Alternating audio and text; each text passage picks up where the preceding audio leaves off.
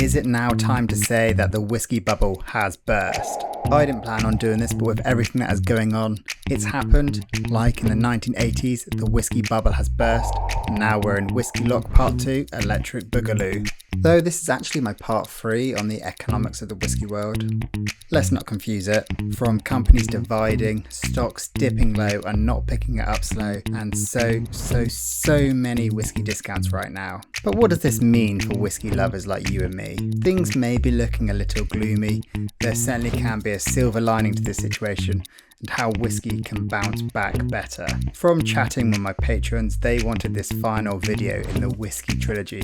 So join me, Jeff Whiskey, that bottle slapper in the shirt and shades, grab a dram, and let's dive in. Jeff Whiskey. You know it's going to be a serious video because I'm holding the microphone. I've covered 2 topics around this so far. The first one was a bit of a preemptive warning. It came out almost a year ago now and was highlighting the first rumblings, such as struggles from the Lake Distillery, Penderyn, and of course Mackmyra going bankrupt. Then the part 2 covered the whiskey giant behind Johnnie Walker, Talisker, Guinness and many other well-known brands. Diageo was hitting an all-time low stock value and there were rumours of some big shuffling coming. However, things didn't start looking up in the months following that video. Diageo's share price has dropped even further by around another 10%, making it around 27% down since the start of 2025. And when you are talking about the biggest whiskey company globally, that is not a good sign. But stocks and shares are all a bit of floating numbers in the sky. It's a woozy, it's fairy dust. It doesn't exist. It's never landed. It is no matter. It's not on the elemental chart. How is this physically manifesting in the whiskey world? With this, giant discounts on their products, especially here in the UK. I should probably put this back for consistency. I'm not talking about 20% off, but we are seeing some offers coming in at over half price. Not just in the giant warehouses of Amazon, but my Instagram, Twitter and WhatsApp feeds have been constantly lighting up with deals across loads of smaller and independent whiskey shops with price cuts for the special releases over the last 4 years. Owen, Talisker, Aqvavitae and nearly the whole range are still appearing at the time of filming this at reduced rates. Now, there doesn't seem to be any concrete reasoning behind this.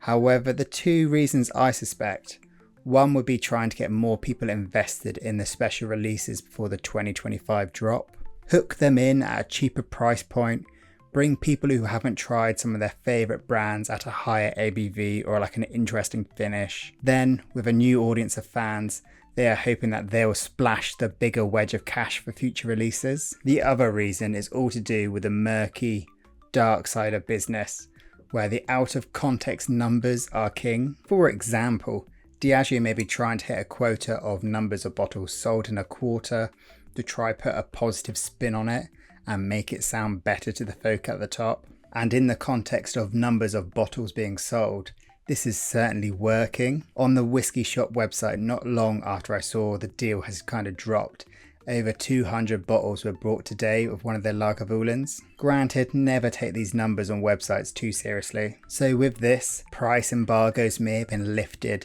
allowing all shops to shift current stock, or possibly Diageo are sending out the bottles from their dusty warehouses to get them out into the world. And we give it back to you, the people.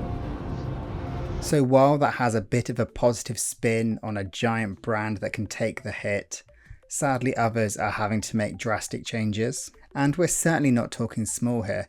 Pernod Ricard, which has over 200 brands in the spirits world, including Scotch whisky such as Ballantine's, Chivas Regal, the Glenlivet, Aberlour, Scarpa, as well as the huge Middleton ranges of Irish whisky spanning Jameson, Powers, all the spot whiskies, and then still having a dent in the bourbon world with Rabbit Hole and Jefferson's, and not forgetting the Canadian rye Lot 40. This really has global effects, and they have announced a restructure into 2 divisions, which in itself will bring job losses on top of the announcement of direct job cuts in China.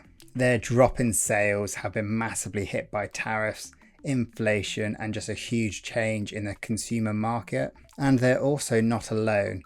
Louis Vuitton Moët Hennessy, who holds Ardbeg, Glenmorangie and the recent talking points of Beyonce's Sir Davis whiskey. They announced last month aims to cut their workforce by nearly 13%. Ooh, that's a big number.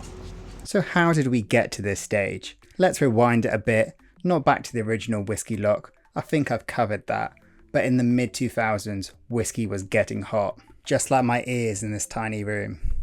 Collectors, investors, and the folk who were lured in with dodgy Facebook adverts all thought, I'll buy a few rare bottles, I'll sit on them and watch the money roll in. Cue the birth of the whiskey bubble. It's a little like the film The Big Short, limited editions, special releases, prices ramping up across the board, and people are buying more and more. Then the pandemic's really pumped up alcohol spending, especially in the higher price points. More folk were drinking it at home, talking about it online, like look at me, I kind of fall into the boom of whiskey reviewers. For some, whiskey wasn't just something you sipped anymore, it became a status symbol, an investment, a collectible.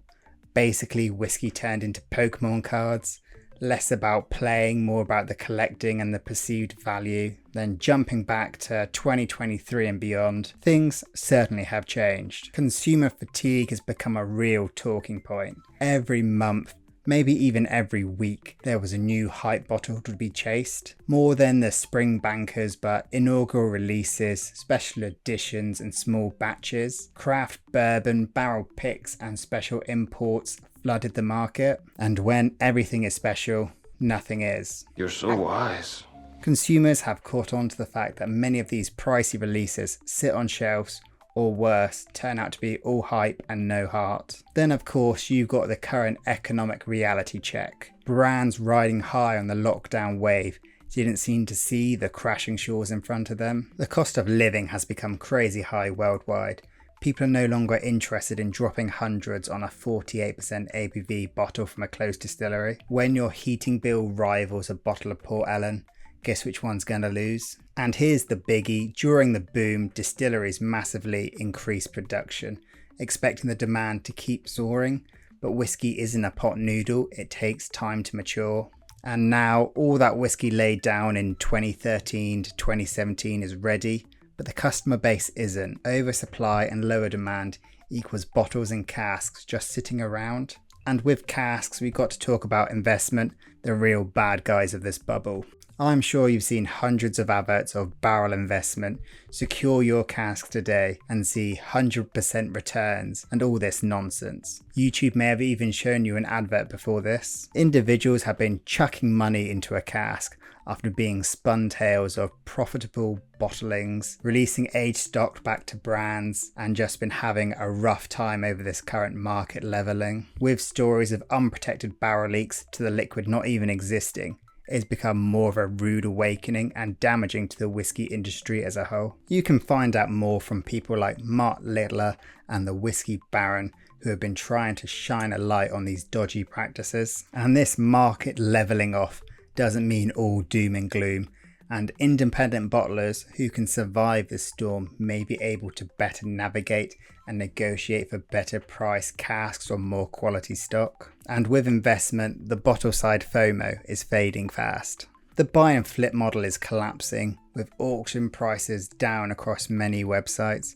Many investors have had to sell bottles for less they paid for them. That is a shame. People have realised whiskey is liquid, but that doesn't mean it's a liquid asset. Quite proud of that one.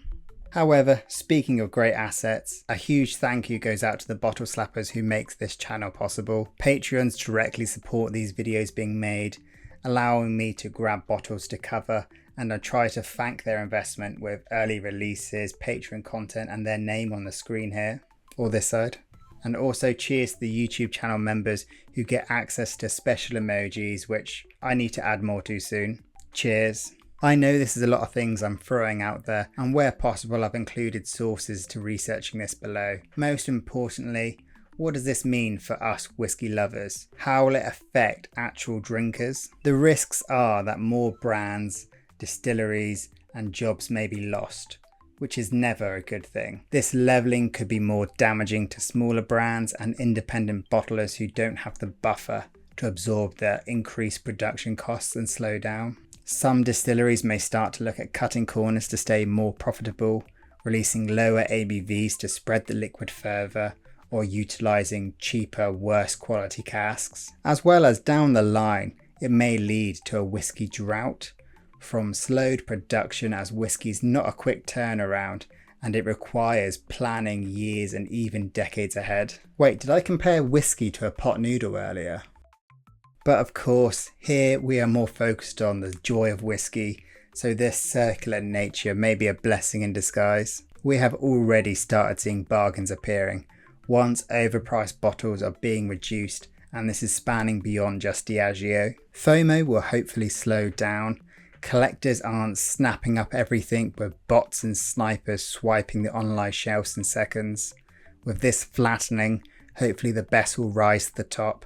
Our well-loved fan favourites should be able to hold firm with our support and celebrate new brands catching enthusiast hearts. So is it fair to say the whisky bubble's burst? Yes, and I think it's just started to tip over the edge.